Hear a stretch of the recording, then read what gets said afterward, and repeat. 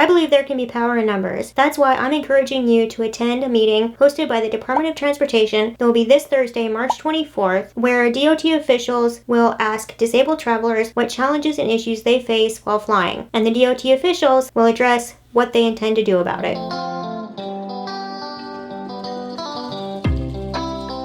Hi everybody, thanks for being here. Let's talk about advocacy. Last week an email came through my inbox announcing this Department of Transportation meeting for disabled travelers. When I first read it, I thought it seemed too good to be true. The government is actually asking us to tell them every crappy thing they are allowing commercial airlines to get away with when it comes to customers with disabilities. This might be a careful what you wish for kind of situation, because let me tell you, the list is long. A Washington Post article from 2021 reported that airlines have lost or damaged more than 15,000 wheelchairs or scooters since they had to start keeping track in 2018. I've been one of those people. For a financial perspective, according to a July 2021 article in the LA Times, in 2016, one major airline paid out $2.6 million for wheelchair repairs and replacements. Simply put, the cost for one wheelchair alone can run in the tens of thousands of dollars. So while I give the DOT some kudos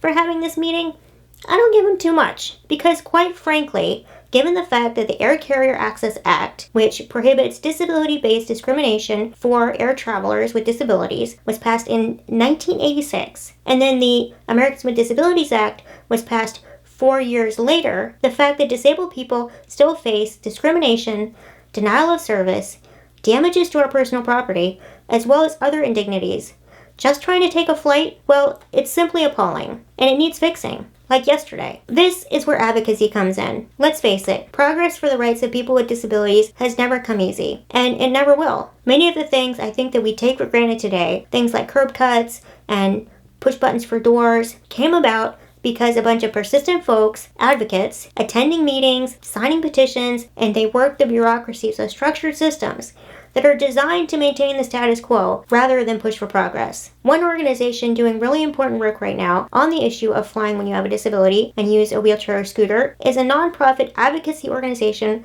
called All Wheels Up. Its mission is to make it possible for disabled people to stay in their wheelchairs during flight, rather than being forced to transfer into the plane's seat. They are currently the only organization currently working with the FAA and airlines on crash testing and tie-down safety equipment. The biggest barriers the airlines and the FAA claim are preventing passengers from remaining in their wheelchair inside the plane's cabin. As they highlight on their website, because of their years of advocacy work, in 2018, Congress finally passed the FAA Reauthorization Act with an amendment requiring studies into wheelchair securement systems. This is a huge step forward in the process of lawmakers, regulators, and the airline industry finally really listening to the needs and concerns of passengers who use mobility devices. I'm passionate about this topic because I know how it feels to travel when you use a wheelchair or a scooter. I'll never forget the time when I'm sitting in the plane and I'm looking out the window and I see my scooter fall off the luggage conveyor belt. My heart sank. When I got off the plane, a somewhat callous attendant informed me that my scooter was damaged beyond repair. In that moment, I lost both my independence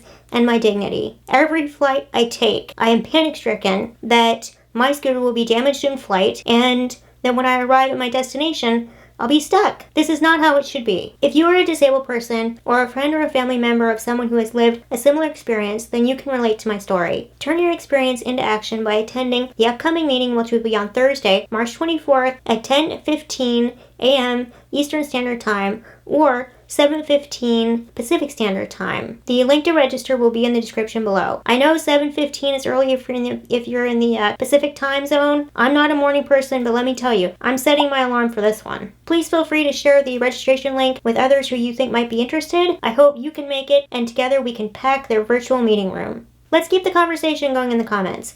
I want to hear from you. If you've had bad experiences when flying, what happened? How did you deal with it? If you like this video, please go ahead and give it a thumbs up and subscribe if you want to stick around.